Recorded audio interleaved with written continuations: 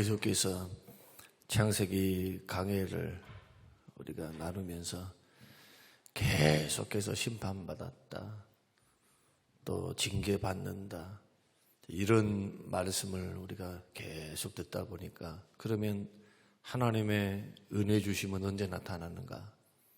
어떠한 사람에게 나타나는가? 그래서 굉장히 궁금해지고요.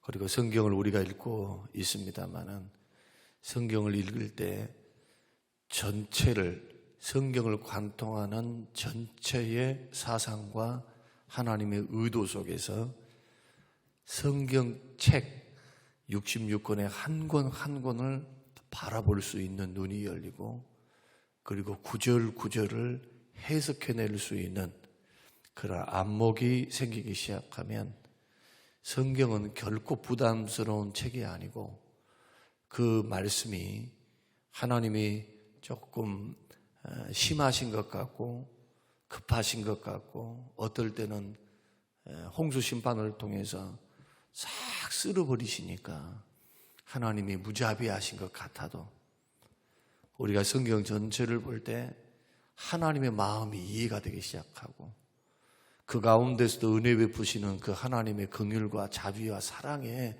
그러한 도도한 물줄기는 결코 변하지 않고, 징계 중에서도 긍휼을 잊지 아니하시고 피할 길을 주시며, 또 택한 사람들은 반드시 구원하사 하나님의 자비하심과 은혜를 또 높이시는 그러한 일들이 성경에 기록되기 때문에 하나님을 찬양할 수밖에 없어요. 구원받은 사람은. 고린도전서 1장이 또 그대로입니다. 십자가의 도가 멸망당할 자에게는 미련하게 보이지만 구원받은 저와 여러분에게는 십자가의 도는 능력입니다. 능력입니다. 감사하고 능력이고 확신이고, 성경을 통해서 하나님이 이런 분이시구나, 하나님이 나를 이렇게 미래에도 대우하시고 다루어가시겠구나, 이런 확신 속에 소망을 품고 담대하게 세상과 맞짱을 뜨는 겁니다. 마귀와 더불어, 시험과 더불어서 결코 주눅들지 않고 약속의 말씀 붙들고 계시해 주신 그 하나님을 알아감을 통해서 우리는 능히 감사함과 기쁨과 담대함으로 우리는 세상을 걸어갈 수가 있다. 이것을 여러분들이 발견하고 하나님을 알아가는 것은 굉장히 중요합니다. 하나님을 아는 것만큼 신앙이 성장하고 영성이 밝아져요. 그러나 하나님을 부분적으로만 알고, 눈먼 장인이 코끼리 다리를 만지고 전봇대다 그렇게 말을 하고, 또 코를 만지고 무슨 호수 같다 그렇게 말을 하고, 이상한 말들을 하면 곤란해요. 그래서 평생, 예수 믿는 사람은 평생 주의 말씀 앞에 서 있어야 돼요. 겸손하게 깨닫게 하시는 그 은혜 앞에 늘 서 있어야 돼요. 또 말씀의 주제와는 좀 다릅니다만은, 왜 신앙생활이 어렵냐? 왜 신앙생활이 어렵습니까? 왜 믿음 생활이 그렇게 힘들대요? 다른 것 때문에 그래 안 해요. 환경이 어렵거나 하나님의 축복과 은혜 주심이 없기 때문이 아니라고요. 하나님은 한 번도 축복과 은혜를 거두신 적이 없어요. 늘 축복과 은혜를 주시려고 준비 중에 계세요. 준비. 회개만 하면 언제든지 회복하시고, 기도해서 바른 기도하면 언제나 응답하시고, 약속이 분명해요. 근데 왜 신앙생활 어렵습니까? 자기가 안 깨어지니까 어려운 거예요. 자기가 안 깨지니까. 자아의 틀을 가지고 신앙생활 못해요.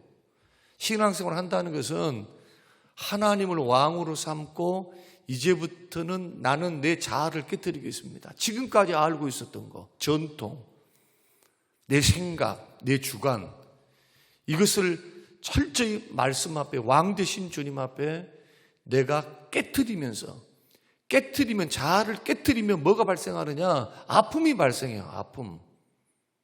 고통스러워요. 자기 자존심도 내려놔야 되고, 말씀 앞에 나는 이거 하고 싶은데 하면 안 되거든. 얼마나 힘이 들어요. 얼마나. 그래서 신앙생활은 결코 쉬운 길이 아닙니다.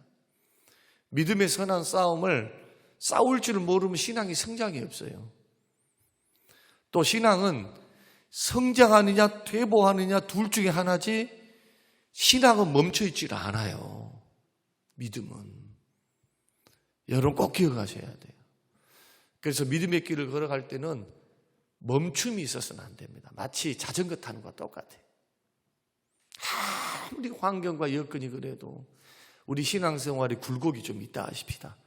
어떨 때는 믿음의 길, 은혜의 길을 잘 가다가 좀 시험, 환난, 어려움, 아니면 하나님을 오해하고 말씀을 잘 모르고 기도에, 교제에 좀 어떤 금이 가고 힘들다 하십시다. 이런저런 일들 때문에. 그러나 다시 상승곡선을 타고 올라가는 과정 속에서 언제나 시험과 연단 속에서 하나님은 우리의 자아를 깨뜨리시거든요.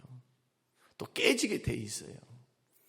신앙생활 잘하는 사람은 어떤 사람이냐? 철저히 자기가 부인되고 날마다 깨뜨려지는 사람. 말씀과 기도 앞에서. 주의 말씀이 그러하다 하면은 다른 거 생각 안 하는 거예요.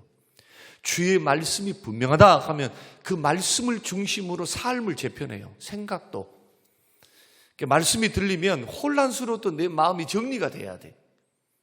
정리가. 그런데 하나님 말씀이 선포됐는데 정리할 줄 모르는 사람은 아직 영적으로 성숙하지 못하기 때문에 그래요. 그러니까 열심히 신앙생활 봉사하는 것은 고마운 일이지만 늘 제가 말씀드리는 거, 동기를 점검하라.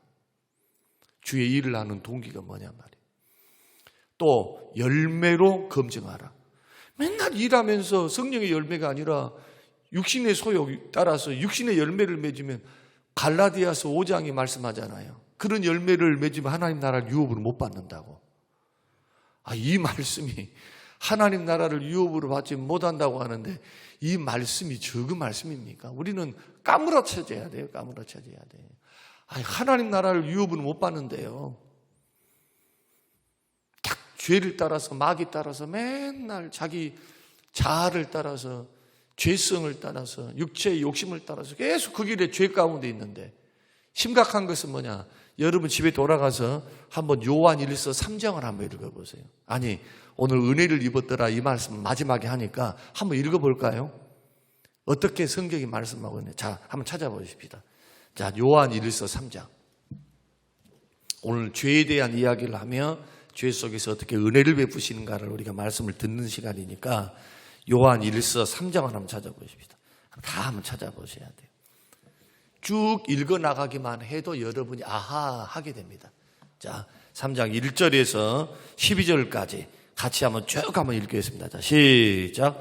보라, 아버지께서 어떠한 사랑을 우리에게 베푸사 하나님의 자녀라 일컬음을 받게 하셨는가. 우리가 그러하도다. 그러므로 세상이 우리를 알지 못함은 그를 알지 못함이라. 사랑하는 자들아, 우리가 지금은 하나님의 자녀라. 장래에 어떻게 될지는 아직 나타나지 아니하였으나 그가 나타나시면, 예수님 재림하시면 우리가 그와 같을 줄을 아는 것은 그의 참모습 그대로 볼 것이기 때문이다. 여기까지 설명드릴게요. 아직은 현재를 살고 있어요. 이미 구원받았어도. 그러나 미래의 일을 우리가 모릅니다. 그러나 우리는 미래가 어떻게 될 것인가를 알아요. 뭘 통해서? 계시의 말씀을 통해서. 예수님 재림하실 때 그가 오시면 우리가 예수님처럼 변한다는 거예요. 변화체가 돼서. 몸도 변합니다. 영화롭게. 자, 그 다음에 2절 말씀. 자, 우리가 그와 같을 줄을 아는 것은 그의 참모습 그대로 볼 것이기 때문이니. 자, 3절. 주를 향하여 이 소망을 가진 자마다 그의 깨끗하심과 같이 자기를 뭐한다? 깨끗게 하시느니라. 깨끗게 하려면 어떻게 해야 됩니까? 믿음의 선한 싸움을 싸워야 돼. 자꾸. 내 속에 있는 세상과 죄악과 우리 속에 있는 죄된 본성과 싸워야 돼요. 그러지 않고서 절대로 깨끗하지는 못해요. 말씀과 기도 생활로 날마다 깨끗함을 입어야만 신랑 되신 예수님을 맞이할 수 있다. 근데 심각한 것은 4절부터입니다. 자, 읽어보겠습니다. 4절부터 시작. 죄를 짓는 자마다 불법을 행하나니 죄는 불법이라. 그가 우리 죄를 없애려고 나타나신 것을 너희가 아나니 그에게는 죄가 없느니라. 그 안에 거하는 자마다 범죄하지 아니하나니. 그 안에 거하는 사람이 죄 짓는다고 그렇게 말합니까? 그 안에 거하는 사람은 죄 지을 수 없어요. 여기서 말하는 범죄한다는 그 시점이 뭐냐? 계속해서 죄 중에 거할 수 없단 말이에요. 죄 중에서 구원받은 사람은. 계속해서 반복해서 그 죄를 계속 답습할 수가 없어요. 그것은 이제 뒤에 설명을 드릴게요. 왜 그런가? 창세기 5장과 더불어서 은혜를 입었다. 이 말씀과 더불어서 이제 설명을 해드릴게요. 정말 구원받은 사람은 그럴 수밖에 없다니까요. 구원 못 받은 사람이야 계속 예수 믿는다고 하면서도 그 죄 가운데 있어요. 자, 계속해서 자 6절 다시 한번 읽어보자. 시작. 그 안에 거하는 자마다 범죄하지 아니하나니 범죄하는 자마다 그를 보지 못하였고 그를 알지도 못하였느니라. 자녀들아, 아무도 너희를 미혹하지 못하게 하라. 의를 행하는 자는 그의 의로심과 같이 의롭고 죄를 짓는 자는 마귀에게 속하나니 마귀는 처음부터 범죄함이라. 하나님의 아들이 나타나신 것은 마귀의 일을 멸하려 하심이라. 하나님께로부터 난 자마다 죄를 짓지 아니하나니 이는 하나님의 씨가 그의 속에 거하며 그도 범죄하지 못할 것은 하나님께로부터 났습니다. 하나님으로 거듭나서 성령이 그 안에 거하시니까 계속해서 죄 짓고 사는 게 어렵다니까요. 계속해서. 정말 구원받은 사람, 성숙한 사람은요, 죄를 짓잖아요. 마음이 지금 자꾸 어떤 환경 여건을 말하는데 여러분 틀렸어요. 환경 여건은 하나님의 주권적인 작정 안에서 우리에게 주어진 겁니다. 그리고 그 주어진 환경은 피할 길을 주세요. 감당할 걸 주시는 거예요. 그러니까 뭐 이 문제입니다, 저 문제입니다, 그런 말 하지 말라 이거예요. 나는 교회가 어떻고 누가 어떻고 이것이 어떻고 저것이 어떻고 사업이 어떻고 이런 말 하지 말라는 거예요. 이런 말. 살아계신 하나님, 주장하신 하나님, 그 하나님을 믿는 사람은 그렇게 해서는 안 된다는 거예요. 그냥 말로만 하나님을 그냥 살아계십니다, 기도 응답하십니다, 하나님의 능력을 딱 제안하는 거예요. 자기가 예수 믿어보니까 자기가 안 되니까, 자기가 안 풀리니까 하나님은 나를 사랑하지 아니하시고 기도 응답하시지 않는갑다. 이렇게 자기가 하나님을 경험치를 가지고 어떤 환경을 가지고 딱 제안해 놔버려요. 성령의 역사와 하나님을. 얼마나 불신앙이냔 말이에요. 교회 안에는 불신앙. 자기가 못한다는 고백은 않고 그 어렵고 힘든 실패의 환경 속에서 왜 실패를 했는가? 왜 나는 기도 응답이 없는가? 왜 나는 은혜를 입지를 못한가? 나는 왜 이렇게 신앙생활이 더 발전하지 못하는가에 대한 말씀과 기도로 정직하게 주님 앞에 엎드려 믿음으로 승부를 걸라는 생각은 않고 자꾸 자기 생각에서부터 마음의 생각과 어떤 매너리즘 내지는 카테고리 속에서 자기가 갇혀 있는 거예요. 어리석게. 저는 신앙생활하면서 그런 사람 너무 많이 봤어요. 정말 깨어진 사람, 주님 손에 연단된 사람, 주님 축복 주시려고 하실 때 언제나 자아를 깨뜨리십니다. 그 믿음이 좋으려면 이 자아가 안 깨뜨려지면 절대로 믿음이 안 좋아요. 자아가 살아있다는 것은 자기가 삶의 주인이 되겠다. 생각과 마음과 인생의 주인이 자기란 뜻이에요, 이게. 그러나 거듭난 사람은 그렇게 살 수가 없다니까요. 이 정과 욕심을 십자가에 못 박아버렸어요.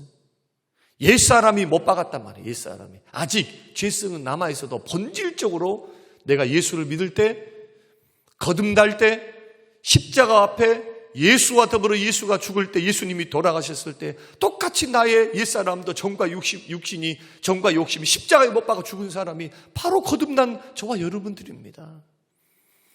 그리고 거듭났을 때는 새로운 피조물로 태어난 거예요. 옛사람의 본성이 있어도 저와 여러분들이 한 것이 아니고 새 것인 줄로 믿으시길 바랍니다. 새로운 피조물 속에 누가 거하시느냐? 예수님이 거하시고 예수님이 성령으로 거하시는 거예요, 지금. 자다갑게도 구원받지 못한 사람은 절대로, 교회 안에서도 구원받지 않는 사람은 죄를 절대로 고치지 않습니다. 그리고 점진적인 변화가 없어요, 변화. 성장. 점검해 보셔야 돼요. 성경에는 데살로니가전서 3장에서도 뭐라고 말씀하느냐? 화목함과 거룩함이 없이는 주를 보지 못한다. 내가 거룩하니 너희도 거룩하라. 하나님의 뜻은 이것이니 너희 안에 거룩함이라. 주님 구별됨을, 예수 믿고 구원받은 사람에게 죄를 극복하고 이제는 극복할 수 있어요. 왜요? 성령이, 생명의 성령의 법이 죄와 사망의 법에서 우리를 해방하니까. 성령의 소욕을 따라 걸어가면 육신의 소욕을 이길 수 있어요. 그러니까 죄 가운데 자꾸 넘어진다. 그 죄에 반복해서 나는 헤어나올 수 없다. 이런 분들은 육신의 소욕을 따라 걸어가니까 그래요. 성령의 소욕을 따라서 기도하고 성령을 의지하고 영적으로 말씀으로 자기 신앙을 진단하고 분별하고 이것 정도는 해야죠. 피폐해져 가고 말라가고 죽어가고 세상에 오늘 노아 시대를 이야기를 해보면 그거다니까요. 오늘 쭉 다 안 읽었지만 읽고 일단은 말씀 한번 제가 드릴게요. 그 다음에 10절부터 시작. 이러므로 하나님의 자녀들과 마귀의 자녀들이 드러나나니 무릇 의를 행하지 아니한 자나 또는 그 형제를 사랑하지 아니하는 자는 하나님께 속하지 아니하니라. 우리는 서로 사랑할지니 이는 너희가 처음부터 들은 소식이라. 가인같이 하지 말라. 그는 악한 자에게 속하여 그 아우를 죽였으니 어떤 이유로 죽였느냐? 자기의 행위는 악하고 그의 아우의 행위는 의로움이라. 여러분, 죄 가운데 빠진 가인에게 주님이 뭐라고 말씀합니까? 너는 마음속에 죄 지을 마음이 많이 있지만은 죄성 때문에 자기 아버지로부터 물려받은 게 원죄잖아요, 원죄. 마음에 죄 지을 소원이 있으나 너는 죄를 다스릴지니라. 가인이 아벨을 죽이고 난 다음에 그를 용서하시면서 생명을 거둬가시지 않으셨죠. 그러면서 주님이 그렇게 하시는 말씀이 그거예요. 죄를 다스리라고. 예수 믿고 구원받고 난 후에는 성령님이 딱 계시니까 과거하고는 다릅니다. 오순절 이전과 오순절 이후는 완전히 달라요, 이제는. 오순절 이전에는, 예수님 오시기 이전에는, 성령이 오시기 이전에는 왜 예수님이 오셨습니까? 사람이 성령님도 그 가운데 거하시지 아니하시고 오직 하나님의 말씀만이 그에게 주어졌죠. 율법이 주어졌어요. 또 은혜는 뭐냐? 죄 지으면은 성막에 나와서 제사를 통해서 용서받는 그것만 가르쳤단 말이에요. 그것만. 그러니까 성령의 역사가 간헐적이에요. 간헐적. 예수님이 오시기 전에, 그리고 말세 때 오순절에 성령님이 역사하시기 전에는 성령님의 역사가 없으니까 자꾸 사람들이 율법을 자기 힘으로 못 지켜요. 자기 능력으로 어떻게 지켜요? 자기 능력으로. 죄성이 있는데. 그러니까 성막을 딱 만들어 놓으시고 죄 지었니? 그러면 하나님 앞에 나와서 피제사를 통해서 용서를 구해. 그러면서 누구를 바라보라는 겁니까? 그리스도를 바라보고 하나님을 바라보고 용서를 바라보면서 은혜의 보좌 앞으로 담대히 나오라는 거예요. 율법 못 지켰어요. 그러나 신약시대에 와서는 다릅니다. 이제 성령님이 내 안에 들어와 살아계셔버려요. 이제 성령님이 거주하세요. 이제 우리 안에 뭐 하시려고? 도우시려고. 지금부터는 못합니다, 저렇습니다 이런 말하면 곤란해요. 완벽하지는 못하지만은 은혜를 힘입으면, 노아가 은혜를 힘입었다 그러죠. 그 많은 죄악의 거대한 물결, 오늘 본문의 말씀이 하는 말씀을 가만 들여다보면 얼마나 이 사람들이 죄를 지었는지, 이 죄가 5절의 말씀 보면은 세상에 가득했다. 마음으로 생각하는 모든 계획이 항상 악했다. 하나님이 한탄하시고 근심하시고 작정하셨어요. 지면에서 쓸어버리겠다. 여러분, 이런 정도면 노아는 어떤 사람이었을까 한번 생각해 보세요. 원죄를 물려받은 사람입니다. 죄성이 있는 사람이에요. 거기에다가 주변에 있는 사람이 너도 나도 할 것 없이 다 죄를 지었어요. 가득하다는 것은 구석구석에 죄가 넘쳤다는 겁니다. 죄가 아닌 것이 없었다는 거예요. 이것을 과거 성경에는 가득했다는 말을 관영했다고 그렇게 기록해 있어요. 관영, 목구멍까지 찼다. 더 이상 들어갈 구멍이 없을 정도로 죄가 가득했다. 근데 어떻게? 자, 6장 9절 말씀 보면은 이것이 노아의 족본이라. 노아는 의인이요 당대의 완전한 자라. 그는 하나님과 동행했다. 어떻게 의롭다고 칭함을 받고 당대의 완전하다. 내일 다 설명드릴게요. 그 다음에 하나님과 동행하며 걸어갈 수 있었을까? 원죄를 가졌고 거대한 죄악의 물결이 전 지구상의 주변의 동네에 이렇게 쌓여 있을 때 어떻게 그는 하나님과 동행하는 삶을 살 수 있었을까? 자기의 노력이었을까? 자기의 힘이었을까?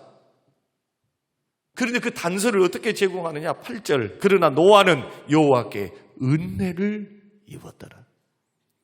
순서가 중요해요. 여호와께 은혜를 힘입으니까 믿음으로 살 수 있고 당대에 완전하다라고 하는 것은 그 당시 사람들에 비해서 상대적으로 완전했단 말이지, 온전했다, 성숙했단 말이지, 이것이 죄 한 번도 짓지 않고 죄 한 번도 안 지는 사람 한 번 없어요. 예수 믿고 난 후에도 다 마음으로 생각 넘어져. 그러나 믿고 구원받는 사람의 특징, 그 죄 가운데 뒹굴면서 그 죄 가운데 푹 빠져 있으면서 멸망이 끝까지 안 간단 말이에요. 왜? 내 안에 계신 성령님이, 내 안에 계신 성령께서 내 안에서 부담감을 줘요. 너 그러면 되냐? 벌써 영적인 자각을 주신단 말이에요. 어떻게? 이러면 안 되는데, 이러다가 뭔가 일어나겠는데. 만약에 성령의 불이 확 꺼졌다 생각하십시다. 하도 죄를 지어가지고 이제는 막 청개구리 같이 불순종해서 이제는 영적 감각이 완전히 사라져버려서, 그러면은 영적 감각이 사라지면 어떻게 되느냐? 불순종 길에 계속 죄 짓고 걸어가면은 성령의 불이 꺼지는데, 그렇게 되면 이제는 죄 짓는 것이 대수롭지 않은 거예요. 양심이 확 맞으면 불 맞아버렸거든. 그러나 은혜 중에 사는 사람, 은혜를 힘입고 은혜 중에 사는 사람은 어떠냐? 은혜는 깨닫는 건데, 은혜는 깨닫는 거예요. 말씀을 깨닫고 자기 삶을 깨닫고 자기 인생을 깨닫고 깨닫는 거예요. 깨닫는 거. 깨달아야 회개하고 돌아오거나 고치거나 말거나 하죠. 하나님이 말씀을 보내서 깨닫게 위경에서 건지게 하시고 성령께서 부담감을 주사 나의 영혼이 괴롭게 만드신다. 회개하라고.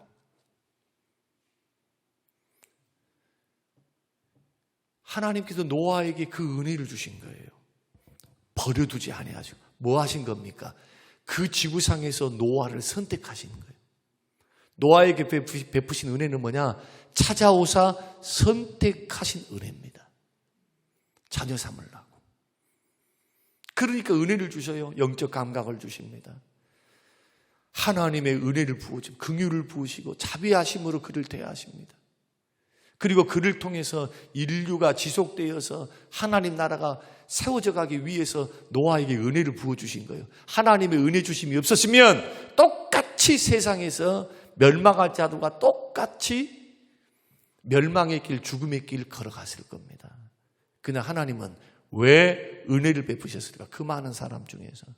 하나님이 창세기 3장 15절에서 언약하셨거든요. 여자의 후손을 통해서 구원하겠다고. 여자의 후손을 통해서 이 인류, 죄 많은 인류를 나는 하나님 나라를 세워서 여자의 후손으로 오신 메시아를 또 그리스도를 통해서 온 땅과 열방이 구원을 받고 천국 백성으로 삼으시기 원하시는 하나님의 거대한 비전이 이미 창세기 3장에 드러나잖아요.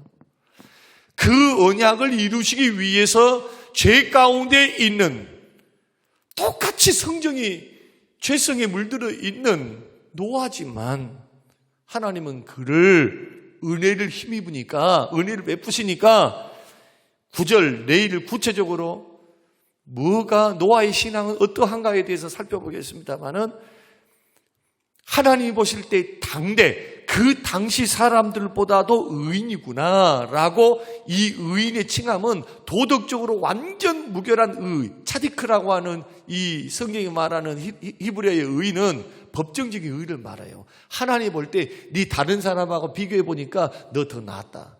마치 가인과 아벨의 제사를 하나님이 보실 때 아벨의 제사가 가인보다 더 낫다. 주님이 그렇게 평가하시는 상대적인 평가를 말하는 거예요. 완전도, 성숙하다. 그리고 동행도, 하나님과 보조를 맞추는 거. 뭐 있으니까 그렇습니까? 하나님 은혜를 베푸시니까 그렇게 되는 거예요. 그러니까 오늘 우리가 이제 이 말씀을 정리하면서 우리 마음속에 여러분 이런 도전이 있어야 됩니다. 신약시대에 왔습니다. 신약시대에 보면은 오직 성령으로 말미암아 에베소서 6장의 말씀 보면은 그 은혜로 강건해진다. 여러분 영혼이 강건해서 마귀와 맞짱을 뜰 수 있기 위해서는 이 말씀은 제가 지금 방금 암송해 드렸던 이 말씀은 다 사단과 죄와 싸우기 위해서 전신갑주를 힘입기 전에 주신 말씀이에요. 이게 그 후에 전신갑주를 취하라 그렇게 말씀한다. 영혼이 은혜 안에서 강건해질 수 있는 방법, 성령을 통해서, 성령으로 말미암아 성령님의 은혜로, 성령님의 능력으로 영혼이 강건해서 죄를 이기고 승리할 수 있는 겁니다. 마귀를 이길 수 있는 거예요.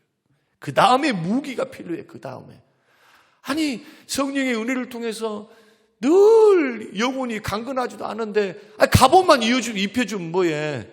빼짝 말라가고 비리비리하고 칼 들 수 있는 힘도 없는데 말이에요. 한번 생각 한번 해보십시오.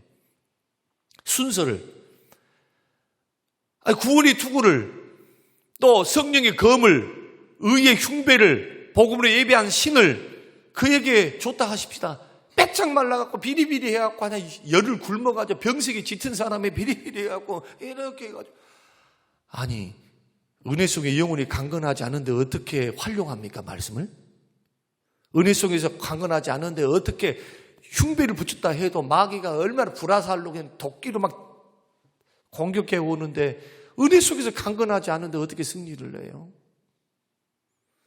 새벽을 깨우면서 우리가 이 코로나 시기에 3년 동안 너무너무 신앙이 퇴보했다고 하면 그게 정답이에요, 이게. 그리고 반드시 신앙과 예배는 회복돼야 된다. 그러기 위해서 우리는 뭘 주목해야 되는가? 하나님의 은혜 주심입니다. 성령님의 은혜입니다. 저와 여러분은 부족해도 잘나나 못나나 예수 그리스도를 믿으면 구원받았어요. 성령의 은혜를 힘입을 수 있는 최고의 방법은 회개예요. 회개와 순종. 회개와 순종. 그 뜻대로 살지 못하고 성령의 감동대로 살지 못하고 진리의 영이시기 때문에 성령님은 말씀에 불순종하는 자를 싫어하세요. 근심하시고 진리의 영이시기 때문에 성령이 사람을 살리려고 할 때 진리를 깨닫게 하사 그 영혼에 적용시켜서 그 사람을 일으키시는 거지. 무슨 신비한 랄랄라 쎄쎄쎄 해가지고 무슨 막 신비한 것이 막 여러분 절대로 신비주의 따라가면 안 됩니다. 성령의 나타남과 능력은 중요하지만 성령님은 진리의 영이시기 때문에 진리를 통해서 일깨우시는 거예요, 자꾸. 그래서 오늘 이 말씀을 들으면서 내가 살 수 있는 길은 오직 하나님의 은혜다. 성령님의 은혜다. 성령님이 능력 주시 은혜 주셔야 죄를 이겨요. 반복되는 죄를 끊을 수가 있어요. 성령의 능력으로만. 그리고 말씀과 기도를 거룩해집니다. 자꾸 말씀과 기도를 통해서 깨닫고 회개하는 거예요. 거울을 쳐다보고 회개의 기도로 자꾸 죄 쌓아놓으면 기도 응답 없어요. 죄 쌓아놓으면 성령님이 역사 안 합니다. 승리하고 정말 성령의 능력과 은혜로 걸어갈 수 있는 유일한 길은 성령의 불을 꺼뜨리지 말고 하나님의 은혜, 성령의 은혜를 공급받고 여러분 주님과 동행하시기를 바라고 인격이 성숙하시기를 바라고 내일 설명드릴게요. 노아처럼 의롭다고 하나님으로부터 인정받는 상대적인 의, 이런 신앙의 삶이 꼭 되어서 하나님의 은혜만이 우리를 살리시기 때문에 더 정신을 쏟으려면 열심히 뭘 일하려고 하지 말고 일 고마워요. 고마워. 하는 건 고마워. 그러나 일을 위한 일을 해봤자 뭔 소용이 있어요? 아무 소용이 없어. 아니, 주님이 사람이 없어서 나 같은 사람을 쓰시겠어요? 하나님은 이 모든 걸 다 하실 수 있는데 하려면 정말 은혜 받아서 해야 돼. 은혜 받아서. 하나님의 은혜를 힘입어서 성령의 능력을 공급받고 봉사하고 섬기고 신앙생활을 해나감으로 여러분의 신앙이 일치월장 성장하고 여러분의 신앙생활의 열매가 아름답게 성령의 열매가 맺어서 하나님이 요한복음 15장의 말씀대로 영광 받으시는 영혼의 그릇이 될 수 있도록 죄 지었다고 낙심하지 말고 나는 부족하다고 낙심하지 말고 더 정신 쏟아야 될 것은 성령의 은혜, 하나님의 은혜를 힘입기를 위해서 기도하시고 회개하시고 말씀을 주목하시는 오늘 이 시간이 되시기를 주님의 이름으로 축원합니다. 고마우신 하나님 아버지, 99%의 사람들이 죄 가운데 있어 주님 보시기에 항상 모든 사람들이 악한 계획과 생각 속에 죄 가운데 심판받을 그런 때에도 구원받을 하나님의 사람을 택하사 구원을 이루고 하시는 하나님의 은혜, 그 은혜가 오늘도 필요합니다. 주님 은혜로 우리를 붙들어 주시옵소서. 한순간도 숨쉬는 순간 속에서도 주님 공급해 주시는 은혜가 없이는, 성령님의 능력과 은혜가 없이는 순간순간 넘어질 수밖에 없는 연약한 우리들임을 고백하오니, 오 주여, 주의 능력의 팔로 붙드시고 은혜를 부어주사 이기고 승리하며 걸어가도록 축복하옵소서. 감사드리며 예수님 이름으로 기도합니다. 아멘.